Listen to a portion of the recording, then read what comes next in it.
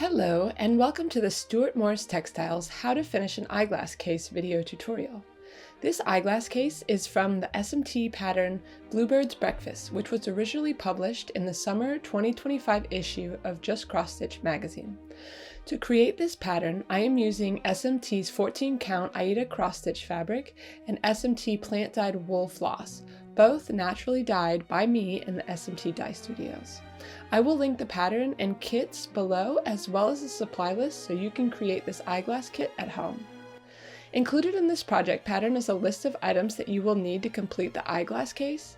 I will put them up here so you can use this video to finish the eyeglass case even if you're working on a different project.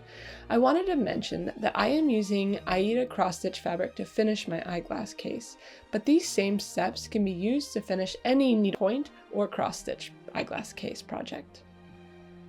I used a scrolling frame to create this project and did not need to block my work when I was finished stitching, and I highly recommend that you do too, but if you use another method, make sure that you include the step to block your work before you move on to the finishing in the rest of this video. There is no greater feeling than finishing all of the stitching for a project, but before you remove your project from your frame, make sure you inspect your work to find any mistakes you need to fix or loose ends that you need to weave in on the back side of your project while your work is still under tension. This will make fixing your project and weaving in your loose ends much easier than doing it after you remove it from your frame.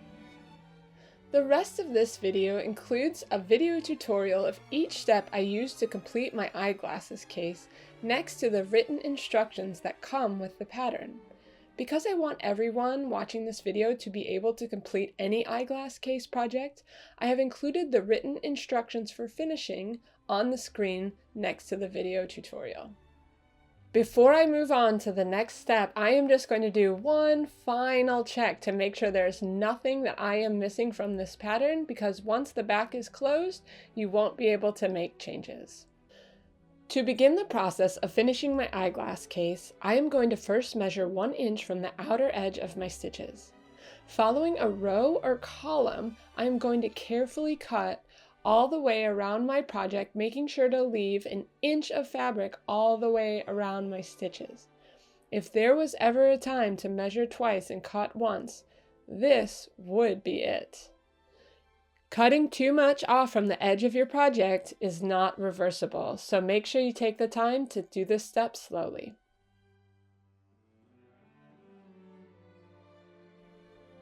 Next, we are going to create the mitered corners for this project, and the first thing that we are going to do in order to make those mitered corners very nice and even so that they can lay flat is we are just going to roll that 1 inch edge towards the back of our project and finger press it all the way around on each side.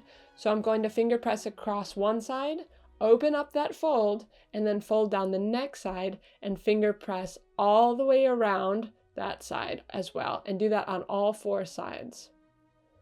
Next, I'm going to open up all of those folds, and I am going to take the corner of my project and bring it to the back along the diagonal line running through the corner stitch.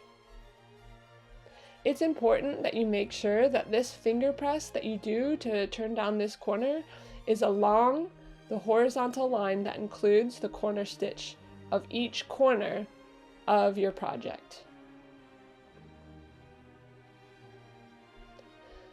Next, I'm going to fold my project diagonally so that those 2 lines that I've just created match up on each side. You want to make sure that your project face is facing itself when you're folding and not the other way around.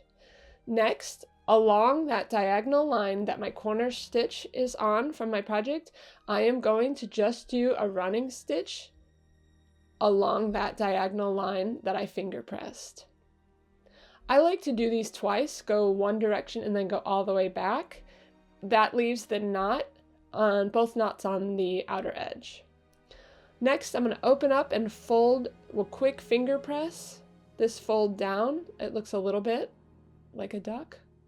And then I'm going to open that up, and 1/4 inch from that stitched line, I'm going to trim that corner. Now we don't want to do too much here. This is another time where we cannot make any mistakes cutting.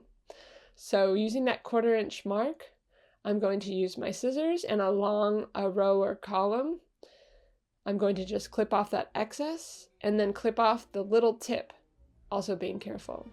Next, I'm going to press open that seam before I flip my project back out to the right side, and using my finger, press out that seam so it sits as square as possible. I'm going to do this to all 4 of the corners, and I'll show you just one more time how I stitch that corner, cut off the excess, and then push it through. We want to make sure that this is done to all 4 of the corners and that our project sits in a rectangle flat when it's all flipped over. If you have any wonkiness, that means you need to go back and make sure that you're stitching the right lines. If it's a little bit difficult to push out some of the corners, I highly recommend using the back side of a dull pencil or pen and just making sure those points sit nicely and pointed outwards, because you can't change this after you've sewn the inside. I am satisfied with how flat this is sitting. Remember that the inside edge will be raw, so don't worry about that. And I am ready to move on to the next step. Next, I am going to measure and cut stabilizing fabric so that it is slightly smaller than the front of my design. I want the stabilizing fabric to sit neatly and flat, flush up against the backside of my project. I am using 40 midweight stabilizer. I highly recommend using this or something like it. Anything that is softer is not going to give your eyeglass case enough body, so at least use medium to heavyweight stabilizer. Once I have cut my stabilizer to be slightly smaller than the front of my eyeglass case project, I am going to slip the cut fabric stabilizer under the mitered corners to fit neatly behind my design. It might take a minute to get your stabilizer to lay flat, but it is extremely important that it does, so do take the time to make sure that it is sitting evenly and flat inside your project.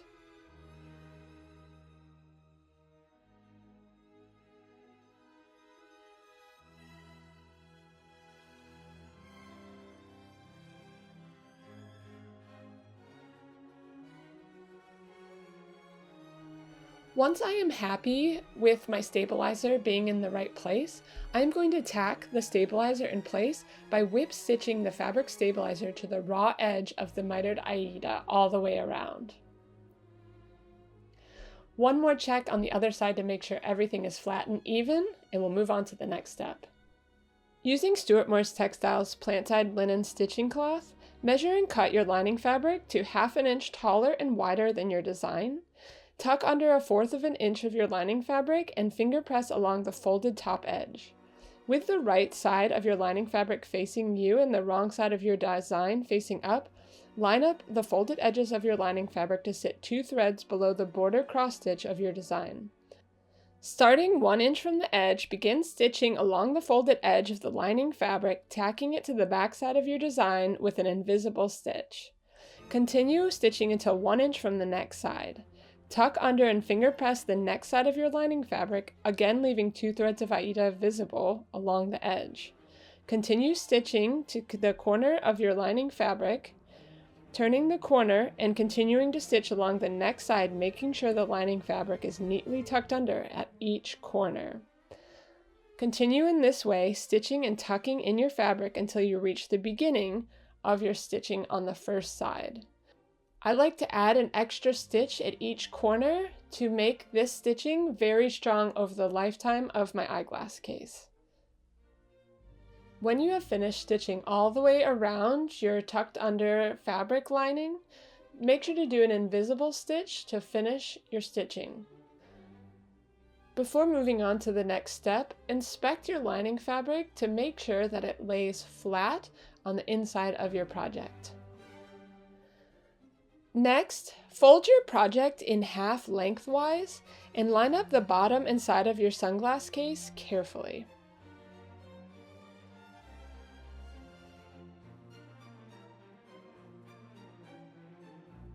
Starting at the bottom of your design near the fold, begin joining the two sides of your design by threading your needle and thread through one exposed AIDA stitch on one side and then through the exposed next AIDA stitch over on the other side. Continue in this way along the bottom and up the side of your sunglasses case until you have reached 1.5 inches from the top side of your design. Before finishing the stitches in this section of your work, I like to add a few extra stitches and add 2 knots to the end of this stitching. The reason is there's going to be a lot of pressure at this part of the eyeglass case over the years, so I want to make sure it's a very solid finish to this stitching. To create secure finishing stitches, I like to make 1/2 stitch, and before pulling my needle through, I like to wrap the excess thread behind my needle over my needle point twice before I pull all the way through. I'm going to do that twice to finish this project at this point. This is going to give me a very solid and strong finish to this sewn edge.